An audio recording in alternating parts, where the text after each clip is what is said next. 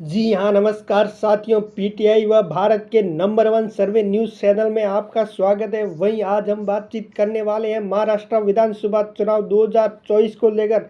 अभी तक एक फिक्स तारीख का ऐलान तो नहीं हुआ है, पर उससे पहले महा ओपिनियन पोल के आंकड़े जारी हो गए हैं। आप भी जानना चाहते हो इन आंकड़ों को तो हमारे चैनल पीटीआई न्यूज़ पर लगातार जुड़े रहिएगा। कुछ समय पहले कर्नाटक में भी चुनाव हुए थे, वहीं हमारा एग्जिट पोल एकदम सही साबित हुआ। अब हम बात करने वाले हैं पहला जिला रायगढ़, जहां से कुल 7 विधानसभा की सीटें हैं, जिसमें शिवसेना और एनसीपी के खाते में 2, कांग्रेस के खाते में 1, अन्य पार्टी के खाते में 1 सीट जाती हुई नजर आ रही है। अगला जिला हम आपके सामने लेकर आ रहे हैं वर्धा जिला, जहां से कुल 4 विधानसभा की सीटें हैं, जहाँ बीजेपी व शिंदे के खाते में 1, एनसीपी व शिवसेना के खाते में 1, कांग्रेस के खाते में 1, अन्य पार्टियों के खाते में 1 सीट जाती हुई नजर आ रही है।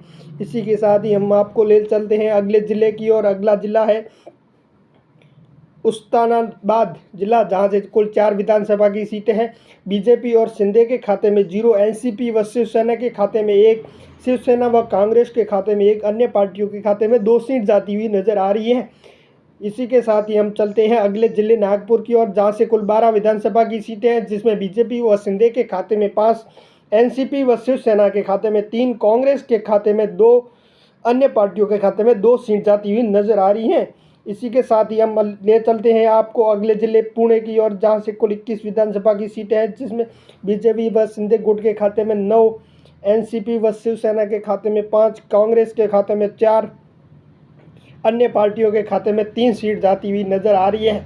इसी के साथ ही हम आपको ले चलते हैं अगला जिले मुंबई की ओर, जहां से कुल 26 विधानसभा की सीटें हैं, जहां से बीजेपी व एनसीपी 5 पे है, बीजेपी 11 पे है, कांग्रेस 7 पे है, अन्य पार्टी के खाते में 3 सीट जाती हुई नजर आ रही है। इसी के साथ ही हम आपको ले चलते हैं अगले जिले की ओर। अगला जिला है नासिक जिला, जहां से कुल 15 विधानसभा की सीटें हैं।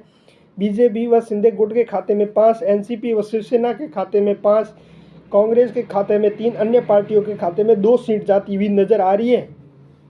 अब हम आपको ले चलते हैं अगला जिले की ओर। अगला जिला है अहमदनगर जिला, जहां से कुल 12 विधानसभा की सीटें हैं, जिसमें बीजेपी व शिंदे के खाते में 5, एनसीपी व शिवसेना के खाते में 2, कांग्रेस के खाते में 3, अन्य पार्टियों के खाते में 2 सीट जाती हुई नजर आ रही है। इसी के साथ ही हम आपको ले चलते हैं अगले जिले की ओर। अगला जिला है अकोला जिला, जहां से कुल 2 विधानसभा की सीटें हैं। 2 विधानसभा की सीटें में बीजेपी व शिंदे गुट के खाते में 2, एनसीपी के खाते में 1, कांग्रेस के खाते में 1, अन्य पार्टियों के खाते में 1 सीट जाती हुई नजर आ रही है। अब हम आपको ले चलते हैं अगले जिले की। अगला जिला है नंदुरबार जिला, जहां से कुल 4 सीटें हैं। बीजेपी के खाते में 1, एनसीपी के खाते में 1, शिवसेना व कांग्रेस के खाते में 1, अन्य पार्टी के खाते में 1 सीट जाती हुई नजर आ रही है। इसी के साथ ही हम आपको ले चलते हैं अगले जिले की और अगला जिला है वाशिम, जहां से कुल 3 विधानसभा की सीटें हैं, जहां से बीजेपी व शिंदे गुट के खाते में 1, एनसीपी शिवसेना के खाते में 1, कांग्रेस के खाते में 1, अन्य पार्टियों के खाते में 0 सीट जाती हुई नजर आ रही है। इसी के साथ ही हम आपको ले चलते हैं अगला जिला नांदेड़ जिला, जहां से कुल 9 विधानसभा की सीटें बीजेपी व शिंदे गुट के खाते में 4, एनसीपी व शिवसेना के खाते में 2, कांग्रेस के खाते में 2, अन्य पार्टियों के खाते में 1 सीट जाती हुई नजर आ रही है। अब हम आपको ले चलते हैं अगले जिले की और अगला जिला है सांगली जिला, जहां से कुल 8 विधानसभा की सीटें हैं। बीजेपी व शिंदे गुट के खाते में 4, एनसीपी व शिवसेना के खाते में 2, कांग्रेस के खाते में 0, अन्य पार्टियों के खाते में 2 सीट जाती हुई नजर आ रही है। इसी के साथ ही हम आपको ले चलते हैं अगले जिले की।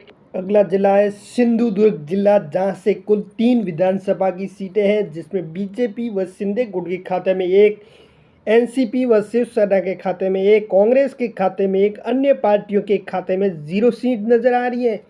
जी हाँ साथियों, आप हमारे चैनल पर नए हो तो चैनल को सब्सक्राइब कर देना और बेल आइकन ज़रूर दबाएं। आप भी जानना चाहते हो महाराष्ट्र विधानसभा को लेकर तो जुड़े रहिएगा हमारे चैनल पर। अगला जिला है अमरावती, जहाँ से कुल 8 विधानसभा की सीटें हैं, जिसमें बीजेपी व शिवसेना के खाते में 5, बीजेपी के खाते में 3, अन्य पार्टियों के खाते में 0 सीट नज़र आ रही है। अब हम बढ़ते हैं अगले ज़िले की ओर। अगला ज़िला है संतारा ज़िला, जहाँ से कुल 8 विधानसभा की सीटें हैं, जिसमें बीजेपी के खाते में 2, शिवसेना के खाते में 100, अन्य पार्टियों के खाते में 0। यह साथियों बीजेपी व शिवसेना का गठबंधन है। कोल्हापुर जिला जहां से कुल 10 विधानसभा की सीटें हैं, बीजेपी के खाते में 4, शिवसेना के खाते में 5, अन्य पार्टियों के खाते में 1 सीट जाती हुई नजर आ रही है। अब हम ले चलते हैं आपको अगले जिले की ओर। अगला जिला है ठाणे, जहाँ से कुल 18 विधानसभा की सीटें हैं, बीजेपी के खाते में 9, शिवसेना के खाते में 9, अन्य पार्टियों के खाते में 0 सीट जाती हुई नजर आ रही है। इसी के साथ ही हम आपको ले चलते हैं अगले जिले की ओर। अगला जिला है सोलापुर जिला, जहाँ से कुल 11 विधानसभा की सीटें हैं, बीजेपी शिवसेना के खाते में 5, बीजेपी के खाते में 6, अन्य पार्टियों के खाते में 0 सीट जाती हुई नजर आ रही है। अब हम ले चलते हैं आपको अगले जिले की ओर। अगला जिला है रत्नागिरी जिला, जहाँ से कुल 5 विधानसभा की सीटें हैं, जिसमें बीजेपी के खाते में 2, शिवसेना के खाते में 3, अन्य पार्टियों के खाते में 0 सीट जाती हुई नजर आ रही है। अब हम आपको ले चलते हैं अगले जिले की ओर। अगला जिला है सांगली, जहाँ से कुल 8 विधानसभा की सीटें हैं, बीजेपी के खाते में 4, शिवसेना के खाते में 3, अन्य पार्टियों के खाते में 1 सीट जाती हुई नजर आ रही है। जी हाँ साथियों, आप हमारे चैनल पर नए हो तो चैनल को सब्सक्राइब ज़रूर करें और बेल आइकन ज़रूर दबाएं। साथियों, आप भी जानना चाहते हो महाराष्ट्र का अगला मुख्यमंत्री कौन बनेगा, तो हमारे कमेंट बॉक्स में आप अपनी राय ज़रूर दें कि कौन होगा अगला महाराष्ट्र का मुख्यमंत्री। जय हिंद साथियों, जय भारत, नमस्कार, जय हिंद।